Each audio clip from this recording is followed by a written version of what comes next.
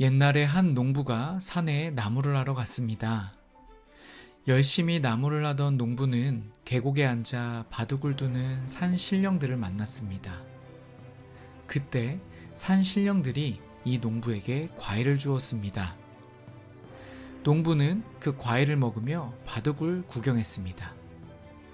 과일이 얼마나 맛나고 바둑의 경기가 얼마나 재밌었는지 시간이 지나가는 줄도 모르고 있었습니다. 농부는 정신을 차리고 이제 빨리 집으로 돌아가야겠다라고 자리에 일어났습니다. 먹던 과일도 주머니에 넣은 채 마을로 돌아왔습니다. 하지만 마을은 농부가 알고 있었던 마을의 모습이 아니었습니다. 왜냐하면 200년이 흘렀기 때문입니다. 그리고 주머니에 있던 과일을 꺼내 쳐다보았습니다. 바로 이 과일은 대추였습니다.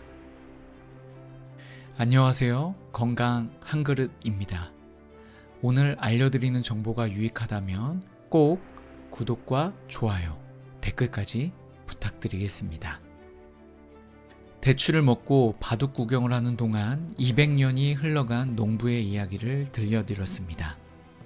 이 내용은 대추의 효능과 두 신령의 재미난 바둑에 집중한 나머지 200년이 흘렀지만 죽지 않고 오랫동안 살 수 있었다는 내용이었습니다. 이렇게 대추는 옛부터 만수무강을 가져다주는 최고의 보양식으로 알려져 있습니다.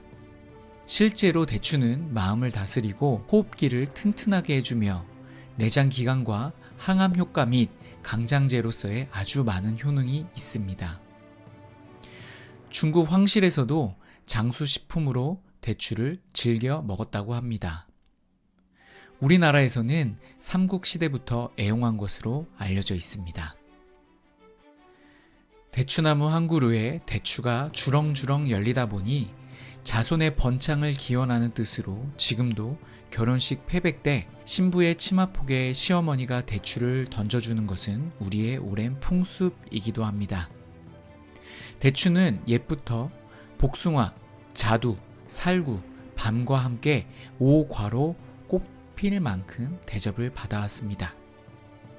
동의보감에는 대추가 위장을 편안하게 해주고 오래 먹으면 안색이 좋아지며 늙지 않는다라고 소개하고 있습니다. 중국 본초서인 신농본 초경에도 대추는 오장을 보호하고 백약을 도와주는 식품이라고 설명합니다. 대추에 대한 조상 대대로 내려오는 기록들의 이유는 대추의 성분인 페놀성 물질이 풍부하고 비타민 함량이 사과나 복숭아의 약 100배가 될 정도로 많아 미용과 노화 방지에 좋습니다. 대추에는 단백질, 지방, 사포닌, 포도당, 과당, 칼슘 등이 함유되어 있고 특히 비타민 C와 P가 풍부하여 노화를 방지해주고 모세혈관을 튼튼하게 해주어 혈압이나 동맥 경화, 뇌혈관 질환 예방에도 좋은 효능을 갖고 있습니다. 또한 콜라겐과 아드레날린의 분비를 활발하게 해주어 세포의 젊음을 유지시켜주고 교감신경을 자극해주어 노화를 막습니다. 대추의 사포닌이 콜레스테롤을 녹이는 작용도 합니다. 거기다가 노화의 원인인 활성산소의 독성으로부터 조직을 보호하고 항상성을 유지시켜 줍니다. 예전엔 대추를 보고도 먹지 않으면 늙는다라는 속담까지 있었답니다. 이렇게 대추는 인간의 노화를 예방하는 최고의 과일입니다. 대추는 노화뿐만 아니라 암 예방에도 좋습니다. 풍부한 비타민과 무기질, 폴라보노이드 성분은 암을 예방해주는 역할을 하며 다량 함유된 식이섬유는 발암 성분을 제거하며 해독 작용을 돕습니다.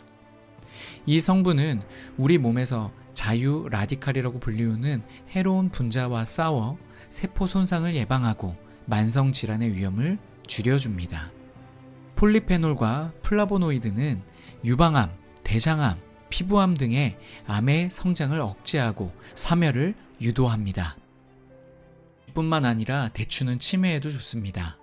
바로 대추에 들어있는 다당체 덕분인데요. 다당체는 외세포를 보호하고 뇌 기능을 활성화하는 데 효과가 있고 심신 안정, 기억력 증진, 치매 예방에 좋은 것으로 알려져 있습니다. 대추의 다당체는 항산화 효과를 가지며 뇌의 산화 스트레스를 줄여줍니다. 산화 스트레스는 치매의 요인 중 가장 중요한 하나로 꼽히며 특히 알츠하이머 질환에서 신경세포의 손상과 사멸을 가속화시킵니다. 이러한 대추 다당체의 항산화 작용은 신경세포를 보호하고 손상된 신경세포의 재생을 촉진합니다. 여러 연구에서 대추 다당체가 인지 기능을 개선하는 효과를 보여주었는데요. 이는 기억력 감소와 같은 치매 증상의 완화에 도움을 줄 수 있습니다. 대추 다당체가 뇌의 신경 전달 물질의 활동을 조절하고 뇌의 정보 처리 기능을 향상시키는 데 기여합니다. 이렇게 좋은 대추, 이렇게 먹으면 독이 된다는 사실을 알고 계신가요? 대추를 생으로 드실 때는 복통을 일으킬 수 있어 말린 대추를 먹는 것을 추천드립니다. 말린 대추는 생 대추보다 암 예방에 좋은 폴리페놀 함량이 3배 이상 풍부해 말려서 섭취하는 것을 추천드립니다. 또한 대추는 성질이 따뜻하기에 몸에 열이 많은 사람들은 신경 쓰시면서 드셔야 합니다. 하루 생 대추 기준으로 5개에서 10개 정도가 좋습니다. 말린 대추라도 하루에 20개 이상 넘지 않도록 섭취하는 것을 추천드립니다. 일반인들도 대추를 많이 먹게 되면 빈혈이 일어날 수 있는데요. 사포닌이 다량 함유된 대추를 섭취할 경우 적혈구 세포막을 파괴해 철분 배출을 유도하게 되어 빈혈이 생길 수 있습니다. 빈혈 환자라면 더 위험하겠죠. 또한 대추는 파와 함께 드시면 좋지 않습니다. 파는 소화액 분비를 촉진하는 식품입니다. 더불어 대추는 소화기를 튼튼하게 하여 내장 기능을 회복시킵니다. 결과 소화불량이 일어날 수 있으니 되도록이면 파와 함께 드시지 않는 것을 추천드립니다. 또 대추와 함께 먹으면 안 되는 음식, 바로 꽃게와 새우입니다. 대추는 따뜻한 성질을 가지고 있고 소화를 촉진하는 효과가 있다고 말씀드렸죠. 반면 꽃게와 새우는 차가운 성질을 가진 식품으로 분류되어 때때로 소화불량을 유발하거나 심하면 복통이나 설사를 유발할 수 있습니다. 한의학에서는 두 식품을 먹으면 한열병에 걸리게 하므로 최소 2시간 간격을 두고 먹는 것이 좋다고 합니다. 그렇다면 이번엔 대추와 함께 먹으면 좋은 음식은 어떤 것이 있을까요? 첫 번째, 바로 생강입니다. 대추는 소화력이 약한 사람이 먹으면 속을 더부룩하게 할 수 있습니다. 생강은 식도와 위장 점막을 자극합니다. 이 둘을 함께 먹으면 매운맛을 내는 생강의 쇼가올 성분이 소화액 분비를 촉진하여 대추의 소화를 돕고 대추는 생강의 자극성을 부드럽게 하여 서로 단점을 상쇄하고 서로의 장점을 극대화시킵니다. 또한 생강에는 강력한 항염증 성분인 진저롤이 함유되어 있어 염증을 감소시키는 데 도움을 줍니다. 대추에도 항염증 효과가 있어 이 2가지 식품을 함께 섭취한다면 염증 관련 질환에 2배로 효과를 보실 수 있습니다. 그렇다면 이 2 식품을 어떻게 먹으면 좋을까요? 대추와 생강을 따뜻한 차로 드시면 좋은데요. 생강 대추차 끓이는 방법을 쉽게 설명드리겠습니다. 대추는 깨끗이 씻고 칼집을 내고 생강은 껍질을 까서 편으로 썰어 준비합니다. 압력솥에 물을 받아 대추와 생강을 넣고 뚜껑을 닫은 다음 흔들어 줍니다. 불을 약하게 줄인 다음 20분에서 30분 정도 끓입니다. 다시 뚜껑을 연 채로 5분에서 10분 정도 더 끓여주면 더욱 진하게 국물이 우러납니다. 우려진 대추와 생강을 체에 맞춰서 받아내고 약한 물을 더 넣고서 끓여줍니다. 이렇게 생강 대추차를 자기 전에 드신다면 스트레스 완화와 하루 많이 움직인 내장기관에 안정을 줍니다. 또한 몸에 염증이 있거나 암세포의 활동을 둔화시키니 꼭 자기 전에 드시는 것을 추천드립니다. 대추와 함께 드시면 좋은 식품 두 번째, 바로 양파입니다. 대추와 궁합이 좋은 양파는 대추와 함께 몸의 독소를 배출시킵니다. 그리고 우리 몸의 해독을 담당하는 간을 도와주기 때문에 간 기능을 보호합니다.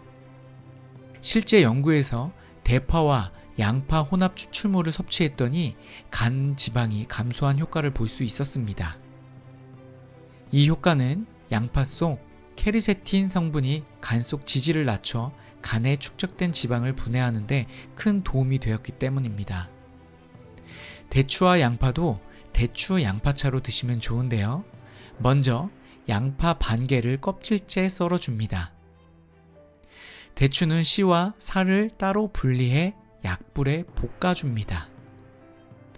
대추씨를 약불에 볶아주면 영양성분이 응집돼 건강에 좋고 쓴맛이 사라져 고소한 맛도 배가 됩니다. 손질한 재료를 물에 넣고 약 30분간 끓여주기만 하면 간 건강에 좋은 뜨끈뜨끈한 대추 양파차가 완성이 됩니다. 오늘은 여기까지입니다. 오늘 영상이 좋으셨다면 사랑하는 사람에게 이 영상을 공유해 건강 한 그릇 대접해 보시길 바랍니다. 감사합니다.